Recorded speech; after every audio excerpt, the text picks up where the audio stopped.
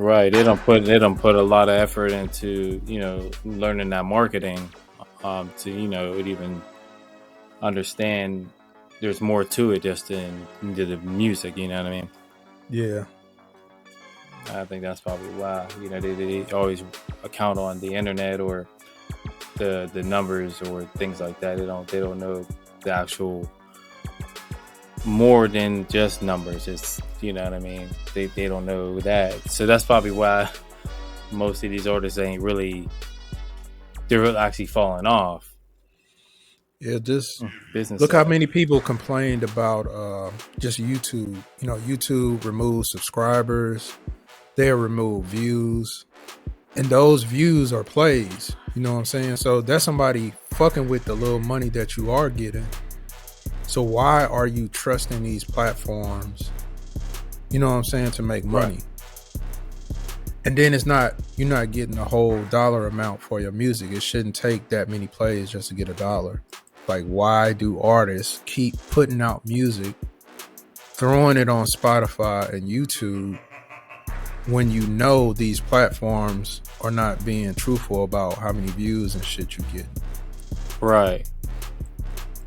And it's not that thing too. It's more than two. I think they go after. It's not even them putting it out. They're putting their music on. Not Triller. What is that? You know what I'm talking about? Like CD Baby or something. You know what I mean? Yeah. They're just throwing it out there, and it's already, putting it out on Spotify, putting it out on YouTube, and it's doing that for them. And it's more than like, you know what I mean? You're just throwing it out there. So it's like they don't really have control of where their music's actually going. It's automatically going on Amazon. It's automatically going on, YouTube, and it's not even going on your channel either. Yeah, that's why I think you really need to work singles like back in the day.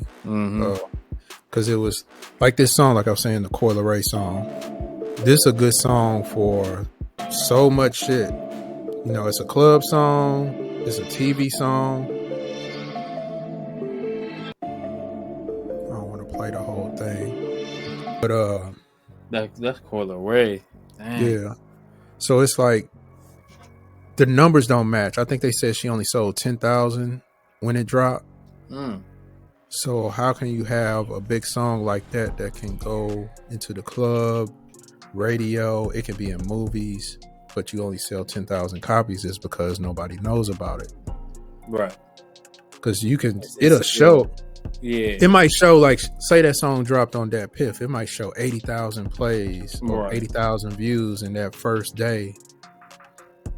But these people aren't buying it. They may have just went by the page. It could have played. They could have not listened. You don't really know. So it's like you got to go back and do this movement where we got to do some type of real, I guess, merchandise exchange. Right. You need to see what you are really selling. So even if you ain't selling the music, you should be selling like a shirt. Like, you get this shirt, you get the album. Yeah, that's what. Way. Slick Money was doing that too, because that's what he did to this show. Well, he had a show, and we had a bunch of shirts made, and he still promoted that album. It was an older album too, but it's still, it's still new to a lot of people out there. So I guess he did kind of do that, and we had like little shirts we were going, like little shirt business going too. That's kind of attached to that, and then we had we also put a little barcode at the bottom of it. So if you scan that barcode, it'll actually take you to the Spotify page as well. Yeah, that's what you got to do, because it's like, since the music is digital, you got to sell a shirt or something. Yeah. Because you got to see physically. Why would you take, $1 for your album when you can get 10 or 15 for the shirt?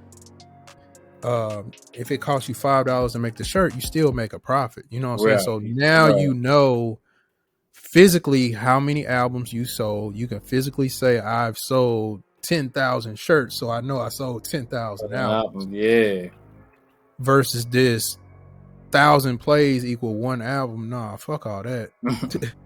Because Clubs do it too. Like if you can't sell liquor, they be like, okay, we giving liquor away free. Buy this and you get the liquor.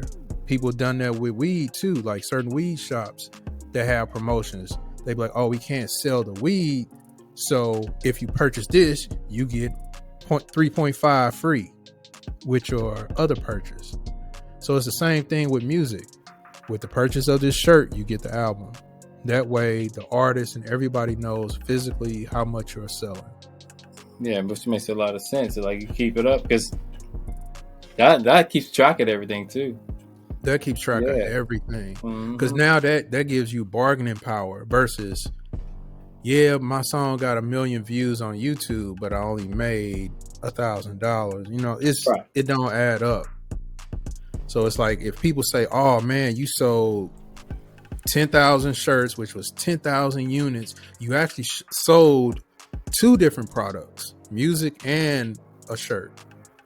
So certain clothing companies might look at you and see that, you know, be tracking your U.P.C for the shirts or, you know, the codes for your shirts. And then they're like, damn, this person is moving X amount of units every month of this product. We need to partner with this type of person. Right. It's easier for you to do deals. So I think, you know, the digital streaming and all that shit takes away your bargaining power because they're changing the field goal of what is one when 1 equals 1, but they're going, no, 1 don't equal 1 and 10,000 equals 1. You know what I'm saying? So that ain't fair. It ain't fair. No. I mean, and I think they want part of that pie too, you know, since it's a, you know, they want a certain percentage off of each play too. You know what I mean? Yep. And that's how they make their money. They're basically stealing the publishing money that you are making. Because it's like this. So you got your PROs, right? BMI, CSAC, and ASCAP. Mm-hmm.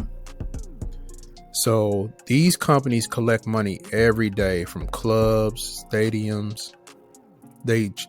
Any venue or place that plays music has to pay a license fee. So like even when I used to do club promotions at this club, I used to have a club night, hip hop night. ASCAP sent the bill to the club. You know, if you have a DJ that plays music, you have to write down how many songs you play a night. You're literally supposed to turn in a sheet saying what you played. That's what you're supposed to do. Yeah. But they don't do that. They just charge the club a blanket fee like, hey, y'all need to pay us $500 a month because y'all playing music for, you know, 5 hours. So the PRO is collecting all that money. So let's just say I'm an artist and they playing my song in that club. Now I can go back to ASCAP and say, hey, my song was played 2 times on July 8th at club so-and-so. Then ASCAP is going to pay me like $1.82, like $1 something just for the plays. Then it's like a tier system. Like say there's a concert and they're playing your music in a stadium and it has 10,000 people. Then you get paid on a different $5 or $10 because they played your stuff in the stadium. Right. But the way it really is supposed to go, you're supposed to get even more than that.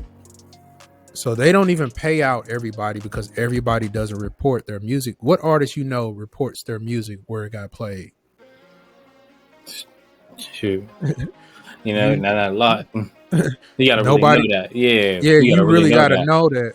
You don't know no rapper that's gonna keep a list or his manager like, yeah, every club we go to, they're writing down, oh, they played my song 3 times here, 4 times there. You're supposed to, it's an honor system. You're supposed to report it yourself as the artist to ASCAP or BMI, and then they're supposed to pay you for those plays because they already collected the money from those clubs that play music. So you see how the money, how these companies make a lot of money, but give you like $1.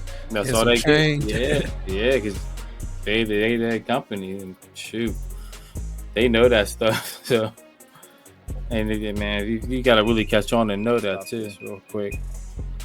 We'll pick back up on that.